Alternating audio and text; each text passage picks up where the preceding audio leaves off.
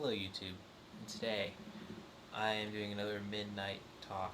And this is going to be a longer segment because it's about something that is super important. The Seattle Seahawks, because I am a Seahawks fan. Now you guys may be all wondering, what am I going to do? Maybe one of those fans that says our team's perfect? No. You think I'm going to be one of those people that's going to say that the team is completely trash and Pete Carroll needs to go? No, because Pete Carroll's awesome. Pete Carroll is life. But today, I am that dude that's going to sit here and tell all of you that modern sports media is drastically wrong about the Seahawks. Now, how do I explain this in a nice, really kind way? No, wait, that's my other show. That's like every other topic. This is about football. So guess what? I'm not going to be nice.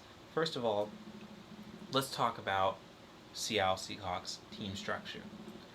It's clear that the team is shifting from a team that was all about a running game with a great running back and quarterback combo with a mediocre receiving core and a defense that was led by a historic secondary and a pretty solid defensive line to being about rebuilding a secondary that can handle space in the new NFL with a defensive line that can sometimes make plays and can make plays at certain times and periods with maybe one big playmaker on that side, with an offense that is elite, that is structured again around the run, but with the quarterback being even more central to the operations, with a pair of great receivers with some other good tight ends and etc. around that quarterback. Now, of course, here's the issue with this very structurally decent plan based on what happened before and based on where the money cap situation is going. People don't understand it.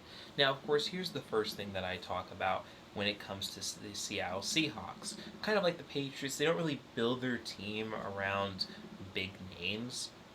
So, like, when the Saints have just these amazing players that constantly make, like, solid plays, everyone goes crazy. Well, not really. They just go crazy when they have to mention teams that go to the Super Bowl. Of course, everybody likes to mention Green Bay and different things like that, but they really build their team the same way.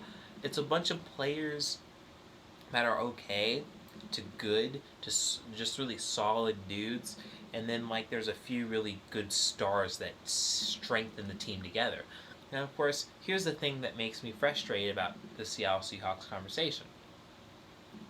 It's only been 2 years since the Seattle Seahawks defense has been a top 10 unit. 2 years since the Legion of Boom left the team. As you guys know, this is going to be the 3rd year since Legion of Boom has left the team. And during that time, what has happened? We had a year where we had a really good pass rusher, and we rebuilt the entire offense. Everybody just says it's the same offense. It's not. It's a completely different offense. It's built way better. You look at some of those Tom Cable teams, even back when we won the Super Bowl, it's not as good as the team with Brian Schottenheimer right now. Not running wise, even with Marshawn Lynch in some standards, and again with Russell Wilson, really having Brian Schottenheimer let Russell Wilson have that control and have a lot of input on the offense. That's why you see a lot of scramble drills and things they've done to improve the offense in general. 2018 was the year of the offense. 2019 was not only the year of the offense, but was the year beginning to rebuild the defense. Because 2018, I'm sorry, but 2018 was very much just a Seattle, because every year they want to win the Super Bowl, let's be honest. That's how Pete Carroll rolls. That's how a lot of great coaches roll. There is no retooling year. So what did they do? Had a good pass rusher. They decided to fill out their defense a little bit more, and they got Bradley McDougald through part of the season, and McDougald really helped that defense strengthen itself a bit more. Earl Thomas was out at the beginning of the year. No one remembers that. And in 2019, what happened? Well, in 2019, we didn't have Davis, which a lot of people were concerned about, but Rashad Penny filled in that role, and so did later in the year that dude, the running back guy, Dude, I'm still trying to get used to his name. I can't remember it right now. But he did a good job. He's near the end of the year. Not Marshawn Lynch, the other guy. Darn it, I can't remember his name right now. But they did a good job throughout the season. The offense got better. The offense was in the top 10 in everything. You know, that was important. They were top 10 in points. They were top 10 in... They were top... I think they were number 10 or 9 in running. Again, they were top 10 in the running game. So, what else happened that year? We completely blew away the old defensive ways and we started using some new stuff. We started using corner blitzes. We started doing a lot more unique stuff with the defense to try and counter the fact that we were trying to figure out how to restructure our defense. We had Diggs come in, which was a really good addition to the Seattle Seahawks defense. And other than that, what did we do? We hired a completely new defensive coordinator. That's why some of that stuff happened. Ken Norton Jr. And Pete Carroll's helping Ken Norton Jr. We all know what that means, that Pete Carroll wants to be a bigger part of the defensive running and skill. So what does this mean for this year? And why is the Jamil Adams trade? Why do I disagree with, for instance, Colin Cowherd's claim that this is a desperate move? Everybody's saying this is a desperate move to grab for someone like Jamil Adams. Well, here's the thing. If you're trying to rebuild an entire defensive culture, they got Diggs last year for a pretty good price. And then they got Jamil Adams. Now, here's the thing. What do you want first-round picks for? For future Hall of Famers. You got Russell Wilson, Tyler Lockett, DK Metcalf on the offense, and then Quentin Dunbar, Griffin, Diggs, and the other guy, Jamal Adams. You have those guys. Do you need more stars? Because if you have that, okay, pay one dude on the defensive line, draft okay in the rest of the columns, and you got a good team for fucking 10 years. You can probably pay everyone for 10 years. That's fine. There's nothing wrong with that. Especially if you're restructuring your defense, again, around the thing Pete Carroll's really good at, which is DBs, not defensive linemen. Everyone's trying to say that we need defensive linemen, that we overpay on Jamal Adams because we should just rebuild a different way through the draft because our draft sucks and we suck at the draft. Even though that we drafted Rashad Penny, who did good this year until he got injured, he's gotten injured twice. Twice, and he's done pretty good. Chris Carson, a 7th round pick, that's a top 10 running back. We have Griffin, who people never give enough credit to. That's a really good corner. We drafted, Bobby Wagner's still on the team, I guess, and there's some other good players on our team too, like that new running back that I still can't remember the name of that's actually really good. Dixon, great pick for us. Really good punter. Was a little off this year, but really good punter. There's a lot of things that I think when it comes to the Seattle Seahawks, people don't want to see. And I think when it comes to what's going to happen now and in the future... Oh, DK Metcalf, by the way. I completely forgot about him because I already see him as a star in this team. Marquise Blair did some really cool plays for the team. I already forgot about people from last year because it's like they're just so ingrained in the team. Why not just lump them in to everyone else in the defense? Marquise Blair, Hugo Maya made some decent plays on special teams and stuff. But they're not good. The Seahawks are all carried by Russell Wilson. The only person that matters, Colin Cowherd's right. Colin Cowherd, you are correct. Russell Wilson is the only thing, and Pete Carroll fucking sucks now and he should retire because he's not good enough to coach this team. They just went 11-5. A good quarterback can only get you 9 wins with a sloppy team. Great coach and a great quarterback can get you 11 wins and a division title if you weren't in the same division San Francisco. But I digress.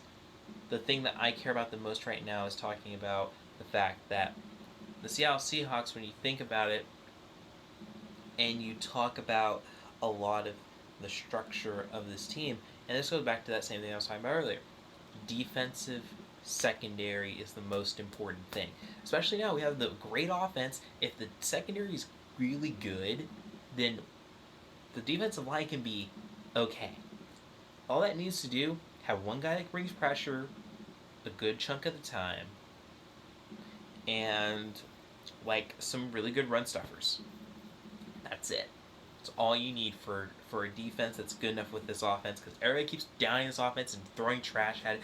But it's a top 10 offense. It's top 10 offense because Chris Carson's great, because Mike Davis was pretty good 2 years ago, because Rashad Penny was good last year, and Travis Homer, there we go. Travis Homer was really good at the tail end of last year. That's why this team can survive. And also, we survived without Will Dissly. That's a whole other thing that no one remembers. Could you imagine if we ran into Green Bay? Because here's the other part that I want to mention really quickly. I think our fitness stuff should be better. I hope that's better this year. Because could you imagine if we ran into Green Bay? No, let's just forget about Green Bay. Week 16 against the Cardinals with healthy Will Dissly, healthy Clowney, of course Diggs, who I think was injured at that time. And then let's say we have those three key people just doing fine, and Kendricks isn't injured yet. Well, holy smokes, it's a whole different game. Who knows? Maybe we would have won against the Cardinals, won against the Niners, and then had the division. And had a first-round bye, and could have won the Super Bowl. San Francisco, when they went to playoffs, they were all healthy. The thing is that Colin and a lot of these sports media people continuously say stuff like, the Seahawks weren't ready, Seahawks weren't ready, they're so not loaded. But in reality, it's that we were rebuilding the defense still. It's only been 2 years, guys. And we're still winning all these games because the offense is so good. It's not just Russell Wilson. Russell Wilson's great for some stuff, but when all the games I saw, the teams were consistent throughout the games, except for a few when we lost. I mean, the biggest gaps we had were with San Francisco, where we were down like 10 or 13 points. Everything else, we were really close the entire time. It wasn't just because Russell Wilson was making incredible throws, Russell was saving the team. It was because we had great running backs, we had a great running game, we had decent screen ideas, and our offensive coordinator didn't put the ball in stupid places like Bevels did for years to make our offense okay. So that's what I have to say about this whole thing. Again, going back to everything else that I have mentioned about this team and about what we do, is that as a Seahawks fan, this is going to be the last thing I'm going to say. As I've already defended everything that every sports media writer, everyone keeps saying, but Russ Cook, he's better as a big play passer and all this stuff, right? As a Seahawks fan, here's my last thing. Because a lot of Seahawks fans frustrate me because they consistently are like, I wish this team was, I wish Pete Carroll wasn't the coach and we had a genius like Sean McVay or something like that. I'll say this, I've watched so many games, so many games, and I have yet to see a team, maybe Kansas City, because Andy Reid's a really good coach, I like the dude a lot. But other than Kansas City, I don't think I've seen a single team that has made me as invested as the Seahawks. I know it's frustrating. I know it's close. I know it makes you want to die every single time you see them against San Francisco or the Rams, and it's just the most ridiculous shit-tastic game in the world, because we had like 5 of those last season. In some of San Francisco's games, until like the last 5 games, until like Seattle played them and people started figuring out their problems, it must have been boring. Like, it was either like they were playing sloppy, which Seahawks played sloppy multiple times, and it was close and it was interesting still. And there were times they just blew people out. I've seen the Seahawks blow people out before.